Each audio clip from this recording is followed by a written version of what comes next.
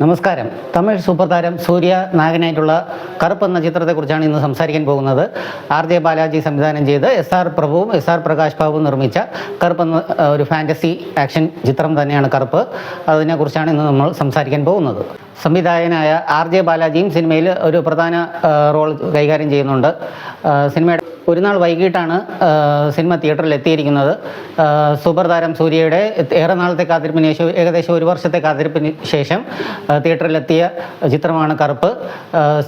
സിനിമയിൽ തൃഷ ഒരു പ്രധാന നായിക വേഷത്തിൽ എത്തിയിരിക്കുന്നു. മറ്റു ഒട്ടനേകം മലയാളി താരങ്ങളും സിനിമയിൽ അണിനിരക്കുന്നുണ്ട്. അനഘ രവി, ഇന്ദ്രൻസ്, ശിവദ എന്ന് തുടങ്ങിയ കുറച്ച് താരങ്ങൾ, മലയാള താരങ്ങൾ സിനിമയിൽ വരുന്നുണ്ട്. ഇതൊരു ഫാൻറ്റസി ചിത്രമാണ്. അതുകൊണ്ട് ലോജിക്കിനും തിരക്കഥയിലും കഥയുടെ കാമ്പ് അങ്ങനെയുള്ളൊരു സംഭവത്തിനൊന്നും ഇതിലൊരു കാര്യമില്ല. കറുപ്പ് സ്വാമി എന്നുള്ളൊരു ദൈവമായിട്ടുള്ളൊരു കഥാപാത്രമായിട്ടാണ് സൂര്യ എത്തുന്നത്.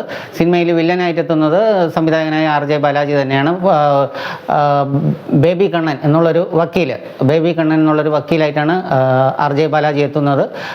കഥാപശ്ചാത്തലം എന്തെന്ന് വെച്ചാൽ, സിനിമയുടെ കഥ തുടങ്ങുന്നത് ഇന്ദ്രൻസും മകളായിട്ട് അഭിനയിക്കുന്നത് അനഘ രവിയാണ്. ഇന്ദ്രൻസും മകളും കൂടെ ഒരു ട്രെയിൻ യാത്രക്കിടയിൽ ഒരു സ്റ്റേഷനിൽ ഇറങ്ങുന്നു. അവിടെ അവരുടെ ഒരു 45-60 പവനോളം സ്വർണം കൊള്ളയടിക്കപ്പെടുന്നു. അത് പരാതിപ്പെടാൻ അവർ പോലീസ് സ്റ്റേഷനിൽ എത്തുന്നു. അവിടെ അവർ നേരിടുന്ന ചില അനീതികളും സംഭവങ്ങളും. തിരിച്ച് ഇവർ കോടതിയിലെത്തുന്നു. കോടതിയിൽ അതിനേക്കാളും വളരെ ഭയാനകമായിട്ട് അനീതികൾ നേരിടേണ്ടി വരുന്നു. പിന്നീട് അവർ RJ ബാലാജിയുടെ കഥാപാത്രമായ ബേബി കണ്ണനിലോട്ട് എത്തുന്നു. ബേബി കണ്ണൻ കേസ് ഏറ്റെടുക്കുന്നതും ഇവരെ പറ്റിക്കുന്നതും സംഭവം ആയിട്ടാണ് സിനിമ മുന്നോട്ട് പോകുന്നത്. ഇതിൽ ബേബി കണ്ണൻ്റെ കഥാപാത്രം എന്ന് വെച്ചാൽ സ്വന്തമായിട്ട് കോടതിയൊക്കെ ഉള്ള ഒരു വക്കീലായിട്ടാണ് ഇതിൽ കാണിച്ചിരിക്കുന്നത്. കോടതി മൊത്തം ഇയാളുടെ കയ്യിലാണ്, ഇയാളുടെ നിയന്ത്രണത്തിലാണ്. ഗുണ്ടായിസം, ജഡ്ജ് ഉൾപ്പെടെ എല്ലാം ബേബി കണ്ണൻ്റെ കയ്യിലാണ്. തമിഴ് സിനിമയാണ്, ലോജിക്ക് ചോദിക്കാൻ പാടില്ല. മകളുടെ സർജറിക്ക് വെച്ചിരുന്ന കാശിനായി വെച്ചിരുന്ന സ്വർണ്ണമാണ് കളവ് പോയത്. അതറിഞ്ഞിട്ട് കൂടി അവിടെയുള്ള ആൾക്കാർക്കൊന്നും മനസാക്ഷിയോ സംഭവമൊന്നും കാണിക്കുന്നില്ല. അങ്ങനെ കുറേ സെൻറ്റിമെൻറ്റ്സ്, കുറച്ച് നാടകീയമായ സെൻറ്റിമെൻറ്റ്സോടെ തന്നെയാണ് ഫസ്റ്റ് ഹാഫ് മുന്നേറുന്നത്. അതിനിടയിൽ കറുപ്പ് സ്വാമി, അതായത് ദൈവത്തിൻ്റെ ഒരു എൻട്രി ആയിട്ട് സൂര്യയുടെ ഒരു എൻട്രി വരുന്നുണ്ട്. ഇവരുടെ സഹായിക്കാനായിട്ട് സൂര്യ വക്കീലായിട്ട് എത്തുന്നതും പിന്നീടുള്ള കഥകളുമാണ് സിനിമ മുന്നോട്ട് പോകുന്നത്. പിന്നെ നായികയായിട്ട് തൃഷ അവിടെ ആയിട്ട് വരുന്നുണ്ട്. സൂര്യയുടെ എൻട്രി സീൻ ഒരു ആക്ഷൻ സീനുമായിട്ടാണ് തുടങ്ങുന്നത്. വളരെ ഗംഭീരമായിരുന്നു. ക്യാമറ വർക്കും ആക്ഷൻ കൊറിയോഗ്രാഫിയും, അൻപർവിൻ്റെ ആക്ഷൻ കൊറിയോഗ്രാഫി അതിഗംഭീരമായിരുന്നു. പിന്നെ ഈ ദൈവവും ഈ വക്കീലും, അതായത് ദൈവവും മനുഷ്യനും ആയിട്ടുള്ള ഒരു യുദ്ധം തന്നെയാണ് സിനിമ ഉടനീളം കാണിക്കുന്നത്. ലോജിക്ക് നോക്കാൻ പാടില്ല, തമിഴ് സിനിമയാണ്. ഫസ്റ്റ് ഹാഫ് എനിക്ക് നന്നായിട്ട് ഇഷ്ടപ്പെട്ടു. സെക്കൻഡ് ഹാഫ് വരുമ്പോൾ ചില സീനുകളൊക്കെ അസഹനീയമായിട്ട് തോന്നി. അസഹനീയം എന്ന് പറയാൻ പറ്റില്ല, തീരെ ലോജിക്കില്ലായ്മയായിട്ട് തോന്നി. പ്രത്യേകിച്ചൊരു പോലീസുകാരില്ലാത്തൊരു കോടതി, ആകെ ഒരു വലിയൊരു ബിൽഡിങ്ങാണ് കോടതിയുടെ കാണിക്കുന്നത്. പക്ഷേ ആകെ കാണിക്കുന്ന ഒറ്റ ഒരു കോർട്ട് റൂം മാത്രമേ കാണിക്കുള്ളൂ. ആ കോടതിയിൽ ഒരു കോർട്ട് റൂമും ആ കോടതി കൺട്രോൾ ചെയ്യുന്ന ഒരു വക്കീലും. തിരിച്ചും ഇന്ത്യ പോലൊരു രാജ്യത്ത് തികച്ചും ഒരു ചിന്തിക്കാൻ പറ്റാത്തൊരു കാര്യമാണ്. എന്നിരുന്നാൽ കൂടി ഫാൻസിന് ആഘോഷിക്കപ്പെടുന്ന ഒരുപാട് സർപ്രൈസുകളും സീൻസും ഈ സിനിമയിലുണ്ട്.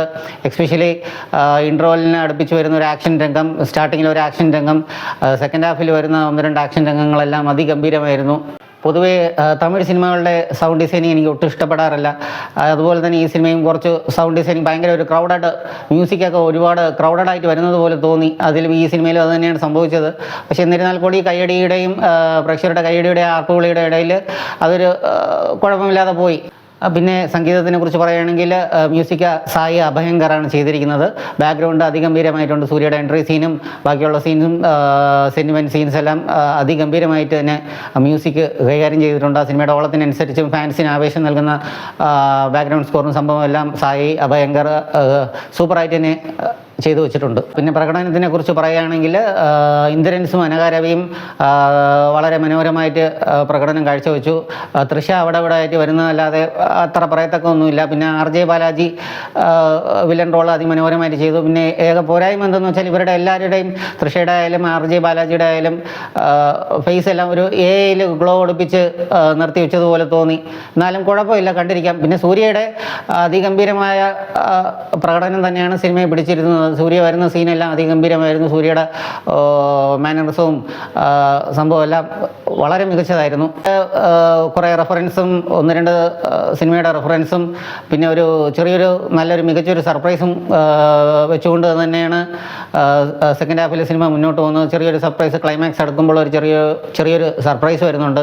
അത് തിയേറ്ററിൽ ഭയങ്കരമായിട്ട് ക്രൗഡിനെ ഭയങ്കരമായിട്ട് ഒരു പുള്ളപ്പ് ചെയ്യുന്നൊരു സീൻ തന്നെയായിരുന്നു.